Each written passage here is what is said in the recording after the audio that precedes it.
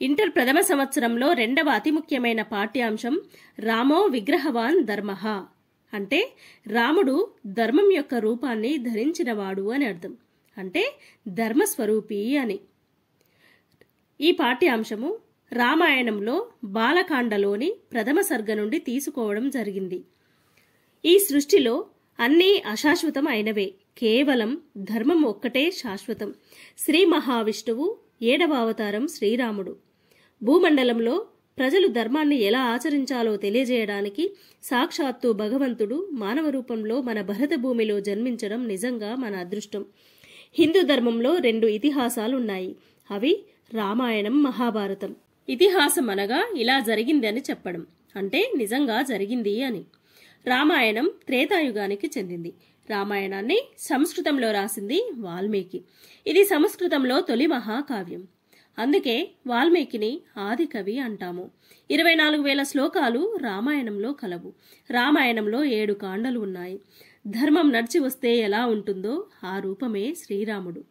రాముని చూసి ప్రతి మానవుడు నేర్చుకోవాల్సిన ధర్మాలు: తల్లిదండ్రుల పట్ల ప్రేమ, భక్తి, గౌరవం, ఇంకా అన్నదమ్ముల మధ్య ప్రేమ, భార్యాభర్తల మధ్య అనురాగం, రాజ్య పాలన ఎలా చేయాలో, ప్రజలకు ఏ లోటు లేకుండా ఎలా చూసుకోవాలో రాముడిని చూసి నేర్చుకోవాలి. ఇన్ని సులక్షణాలు ఉన్నాయి కాబట్టే రాముడు హిందువుల ఆరాధ్య దైవమైనాడు. ఆ ధర్మమూర్తి గురించి రామో విగ్రహవాన్ ధర్మః అనే పాఠ్య సారాంశాన్ని వివరంగా తెలుసుకుందాం. శ్రీరాముడు సూర్యవంశానికి చెందినవాడు. వీరి వంశంలో జన్మించిన గొప్ప వ్యక్తి ఇక్ష్వాకుడు. అందుకే ఇక్ష్వాకు వంశం అని కూడా అంటాం. ఇక్ష్వాకు వంశంలో జన్మించిన మహాపురుషుడు శ్రీరామచంద్రుడు. శ్రీరాముడి యొక్క సుగుణాలను చూద్దాం. శ్రీరాముడు కష్టాన్ని, సుఖాన్ని ఒకే రకంగా భావించేవాడు. ఇతడు గొప్ప తేజస్సును, స్థిరమైన బుద్ధిని కలిగిన మహావీరుడు, గొప్ప ధైర్యవంతుడు. అంతేకాదు ధర్మములను తెలిసినవాడు. ఎల్లప్పుడూ సత్యమునే పలికేవాడు. ప్రజలకు మంచి జరగాలని కోరుకునేవాడు. శ్రీరాముడి తండ్రి దశరథుడు. దశరథుడికి 3 భార్యలు. పెద్ద భార్య కౌసల్య, 2వ భార్య కైకేయి, 3వ భార్య సుమిత్ర. కౌసల్య కొడుకే శ్రీరామచంద్రుడు. కైకేయి కొడుకు భరతుడు. సుమిత్ర కొడుకు లక్ష్మణుడు. ఒకప్పుడు దశరథుడు తన 2వ భార్య అయిన కైకేయికి 2 వరాలను ఇస్తాడు. ఆమె వాటిని తనకు అవసరమైనప్పుడు అడగాలనుకుంది. శ్రీరాముడికి సీతామాతతో వివాహం జరిగింది. వివాహం జరిగిన మరుసటి రోజు అయోధ్య నగరానికి యువ పట్టాభిషేకం చేయాలనుకుంటాడు దశరథుడు. యువ పట్టాభిషేకం అంటే కుటుంబంలో ఎవరు పెద్దవారో వారికి మొదట పట్టాభిషేకం చేసి ఆ తర్వాత రాజును చేస్తారన్నమాట. నిజానికి శ్రీరాముడు అంటే కైకేయికి ప్రాణం. కానీ మందర అనే ఒక నీచురాలు చెప్పిన మాటలు విని శ్రీరాముడి మీద కోపం పెట్టుకుంటుంది. అయితే శ్రీరాముడి పట్టాభిషేకం నచ్చని కైకేయి ఒకప్పుడు దశరథుడు ఇచ్చిన 2 వరాలను ఈ సమయంలో అడగాలని, వాటిని ఉపయోగించుకోవాలని చూస్తుంది. తన భర్త దశరథుడిని పిలిచి శ్రీరాముడు 14 సంవత్సరాలు వనవాసం చేయాలని, తన కొడుకైన భరతుడికి రాజ్య పట్టాభిషేకం జరిపించాలనే 2 వరాలను కోరుతుంది. ఇది విన్న దశరథుడు కుప్ప కూలిపోతాడు. తన రాముణ్ణి అడవులకు పొమ్మంటాడు. రాముని వెంట సీతతో పాటు లక్ష్మణుడు కూడా అడవికి వెళ్తాడు. శ్రీరాముడు అడవులకు వెళ్తుంటే అయోధ్య ప్రజలంతా గంగానది వరకు వెంట వచ్చారు. అడవులకు వెళ్లిన రోజు రాత్రి శృంగిబేరిపురములో ఉన్న గుహుడు అనే నిషాదుని కలుసుకున్నారు సీతారామ లక్ష్మణులు. భరద్వాజుడు అనే ముని చెప్పినట్టుగా చిత్రకూటము అనే ప్రదేశమునకు చేరి అక్కడ నివాసం ఉండడానికి ఒక పర్ణశాలను అంటే ఇల్లును నిర్మించుకున్నారు. అక్కడ వారు సంతోషంగా కాలం గడిపారు. శ్రీరాముడిని తలుచుకుంటూ దుఃఖంతో తన తండ్రి అయిన దశరథుడు చనిపోయాడు. రామలక్ష్మణ భరత శత్రుఘ్నులకు గురువు వశిష్ఠుడు.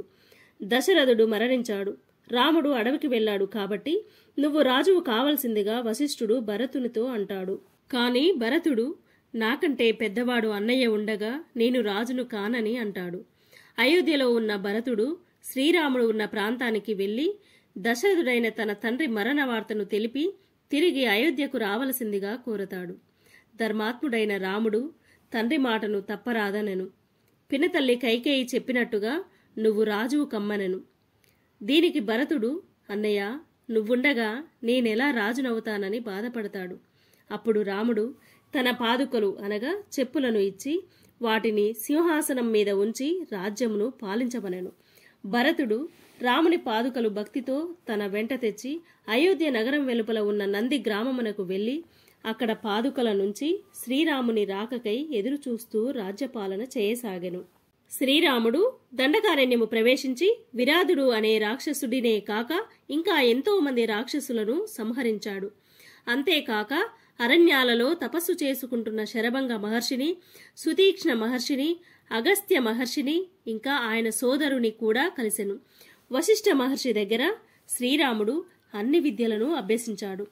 అస్త్ర శస్త్రాలలో నిపుణుడు కాబట్టి అరణ్యాలలో ఉన్న మునులు తమకు ఇక్కడ రాక్షస బాధ ఎక్కువగా ఉన్నదని, వారి నుండి మమ్మల్ని కాపాడమని కోరిన వెంటనే రాక్షసులను సంహరించి తమకు రక్షణ కల్పిస్తానని ఋషులకు మాట ఇచ్చాడు.